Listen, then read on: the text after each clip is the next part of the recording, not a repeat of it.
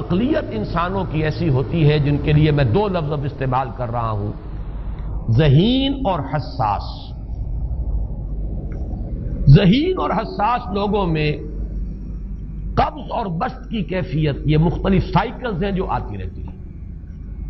کبھی طبیعت میں پشمردگی ہے، دل بجھا ہوا سا ہے، کچھ نا امیدی سی ہے، خود اپنے اوپر اعتماد کی کمی محسوس ہو رہی ہے، مجھ میں صلاحیت نہیں ہے، میں کچھ نہیں کر سکتا، اب تک جو کچھ کیا اس کا بھی ہے، امنگ بھی ہے، امید بھی ہے، روشن پہلو نظر آ رہے ہیں۔ قبض کی کیفیت میں تاریک پہلو نظر آتے ہیں، مایوسی کے پہلو نظر آتے ہیں، پیسیمزم کی کیفیت، اور یہ جو بسط کی کیفیت ہے اس میں روشن پہلو۔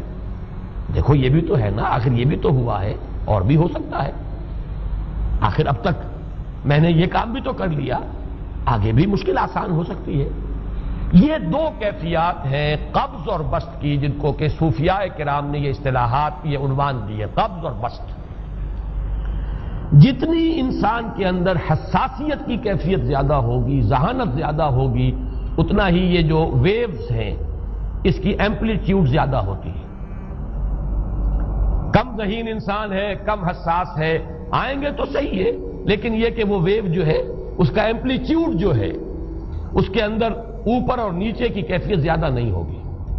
لیکن جتنا یہ معاملہ بڑھتا ہے یہ جو ویو ہے اس کی ایمپلیٹیوڈ بڑھتا چلا جاتا ہے۔ لیکن نارمل انسان کا معاملہ یہ ہے کہ یہ حدود کے اندر رہے، اسی کی ایک کیفیت جو ہے اب نارمل جب ہو جاتا ہے، یہی ہے جو جدید ہماری جو سائیکولوجیکل میڈیسن ہے اس میں اسے مینیکس ڈپریسو سائیکوسس کہا جاتا ہے۔ مایوسی ہوئی تو اتنی ہوئی کہ جیسے کمر ٹوٹ کر رہ گئی، اور اسی ڈپریشن میں ہوتی ہیں خودکشیاں، خودکشی کر جاتا ہے ڈپریشن۔ کچھ روشن پہلو نظر ہی نہیں آ رہا، کوئی امید کا پہلو نظر ہی نہیں آ رہا، کوئی صورت نظر نہیں آتی، کوئی امید بر نہیں آتی، کس طرف جاؤں، کدھر دیکھوں، کسے آواز دوں، اے ہجوم نامرادی دل بہت گھبرائے ہے۔ اور جب آدمی محسوس کرتا I can't face these realities، یہ commits suicide۔ یہ اور جب کیفیت ہوتی ہے انشراح کی تو آدمی خوب بھاگ رہا ہے، دوڑ رہا ہے، امنگ ہے، محنت ہے، دوڑ رہا ہے، امیدیں ہیں، اب ہر چیز کا روشن پہلو نظر آ رہا ہے۔ عجیب ہے یہ، اصل میں مجھے کچھ تجربہ بھی ہوا ہے، ہمارے خاندان میں بھی یہ مرض موجود رہا۔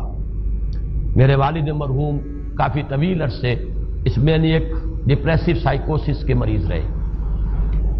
کچھ ہوتا ہے یہ معاملہ، ویسے بھی شاید ہمارا خاندان جو ہے اس کیٹیگری میں آتا ہے جس میں ذہانت نسبتاً کچھ زیادہ ہے، حساسیت بھی نسبتاً کچھ زیادہ ہے۔ یہ دوسری بات ہے کہ کوئی شخص جو ہے یہ فلسفے کے طور پر اختیار کر لے کہ اپنے آپ کو ڈھیٹ بنا لینا ہے، یہ فلسفہ بھی بن سکتا ہے، لیکن یہ ہے کہ اگر آدمی چھوڑ دے اپنی طبیعت کو تو یہ دونوں کیفیات آتی ہیں۔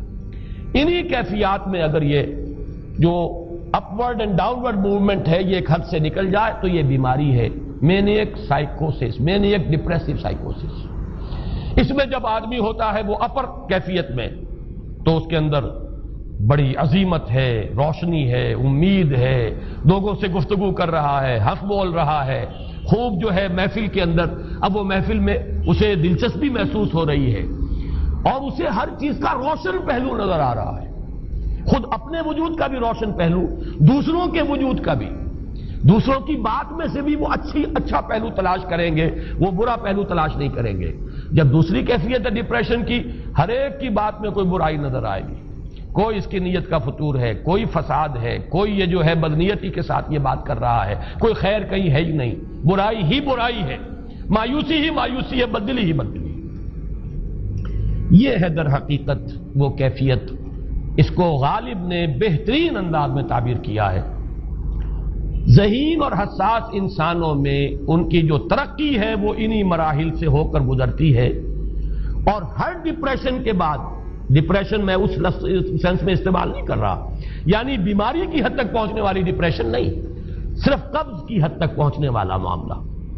ہر قبض کے بعد جب بسط آتا ہے تو آگے ترقی ہوتی ہے، جس کو آپ کہتے ہیں بائی لیپس اینڈ باؤنڈس، آدمی جو ہے چھلانگ لگاتا ہے، گویا کہ ایک درجہ جو پہلے تھا اس سے آگے درجہ انسان کا جو ہے اس سے بلند تر پوزیشن پر انسان پہنچتا ہے.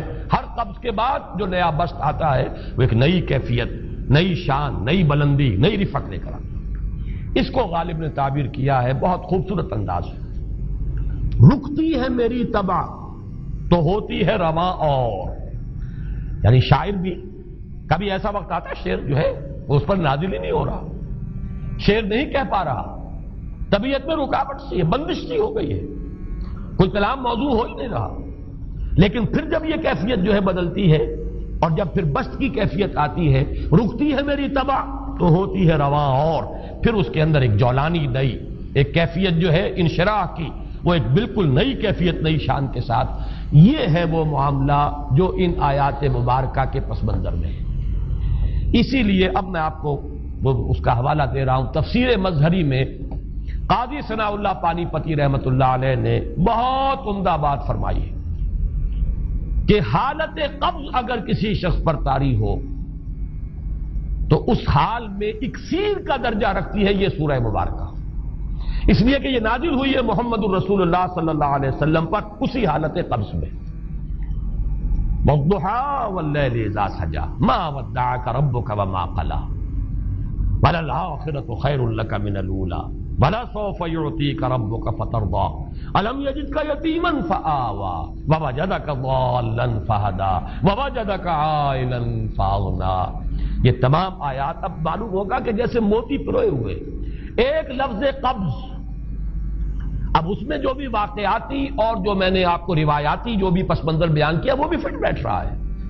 وہ خودکشی کا معاملہ بھی آ گیا، اس میں فٹ بیٹھ رہا ہے کہ بخاری شریف میں روایت موجود ہے کہ حضور فرماتے ہیں کہ میری طبیعت پر اس درجے اضطراب تھا، اتنی کیفیت جو ہے میری تشویش کی تھی کہ میرے دل میں بار بار خیال آتا تھا کہ پہاڑ پر چڑھ کر اپنے آپ کو نیچے گرا دوں. یہ سارے معاملات اب آپ کو محسوس ہوگا جیسے تمام کڑیاں جو ہے وہ جڑ گئی، جیسے رات کو اب آپ اٹھ نہیں پا رہے، اضمحلال ہے، اعصابی جو ہے اعصاب اس درجے متاثر ہو چکے ہیں.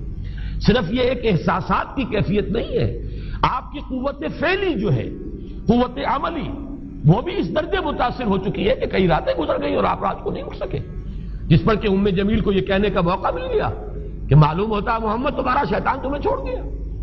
اب یہ جملہ اپنی جگہ پر اس کی کاٹ ہے یقیناً، اس سے یضیق صدرک بما یقولون، لیکن وہ کیفیت جس کی وجہ سے یہ جملہ آیا ہے اس پر نگاہ دوڑائیے، اس پر نگاہ کو مرکوز کریں گے تو معلوم ہوگا ایک لفظ قبض، یہ قبض کی ایک کیفیت تھی. اس قبضی کی کیفیت کا ایک مظہر یہ ہے کیونکہ یہ بھی تو در حقیقت قلب مبارک جو ہے محمد الرسول اللہ صلی اللہ علیہ وسلم کا، اسی پر تو وحی کا نزول ہوتا تھا. یہ بھی وہی داخلی احساسات و کیفیات کا معاملہ ہے، یہی بھی در حقیقت یہ واردات قلبیہ ہی کا سارا معاملہ ہے. اس کو آپ خارج سے تعبیر نہیں کر سکتے، نہ ابھی کوئی ایسے مصائب تھے، نہ ایسی کوئی مشکلات تھیں، نہ ابھی کوئی رد و قضا ایسی شروع ہوئی، نہ ابھی کوئی بحث و نزاع کا معاملہ ایسا ہوا، نہ کوئی ابھی کوئی فزیکل پرسیکیوشن شروع ہوئی. یہ سب داخلی ہی کیفیات ہیں، اور ان داخلی کیفیات کے حوالے سے ان سورہ مبارکہ کو اگر صحیح سمجھا ہے تو صوفیاء نے سمجھا. وہ جو اقبال کا شعر ہے کہ کچھ جو سمجھا میرے شکوے کو تو رضواں سمجھا، مجھ کو جنت سے نکالا ہوا انسان سمجھا. اور کون سمجھے گا؟ وہ تو سمجھے گا کہ دکھے ہوئے وہ دل کی صدا ہے، وہ کیا ہے جو اقبال کی وہ ایک نظم ہے پرندے کی فریاد، گانا اسے سمجھ کر خوش ہونا سننے والے. یہ تو در حقیقت ایک دکھے ہوئے دل کی صدا، فریاد یہ صدا ہے. تو یہ کیفیت جو ہے رضوان سمجھ سکا ہے جو کہ داروغہ جنت ہے، اس نے سمجھا یہ وہی آدم جو نکالا گیا تھا یہاں سے، یہ اس کی فریاد ہے. کچھ جو سمجھا میرے شکوے کو تو رضواں سمجھا، مجھ کو جنت سے نکالا ہوا انسان سمجھا. تو واقعہ یہ ہے کہ اس سورہ مبارکہ کا صحیح فہم اگر حاصل ہوا ہے، وہ امام راضی کو حاصل ہو ہی نہیں سکتا. وہ عقل اور منطق کی گتھیاں سلجھانے والے آدمی ہیں، اپنی جگہ ان کی کنٹریبیوشن بہت. یہ لغت اور ادب کا کوئی خاص مسئلہ اس میں ہے ہی نہیں کہ زمخشری اس میں کوئی جولانی دکھائیں اپنی، اس میں کوئی ایسا اشکال ہے ہی نہیں، نحوی اشکال ہی نہیں. لیکن یہ واردات قلبیہ کا معاملہ ہے، احساسات باطنی کا معاملہ ہے، یہ نفسیات انسانی کا معاملہ ہے. اور اس کو وہی سمجھ سکتے ہیں کہ جو ماہرین علم نفس ہیں، اور وہ ہیں صوفیاء کرام ہمارے ہاں، جن کا وہ ذوق ہے باطنی کیفیات و احساسات، جن کا موضوع ہے کہ یہ در حقیقت حالت قبض کی کیفیت ہے.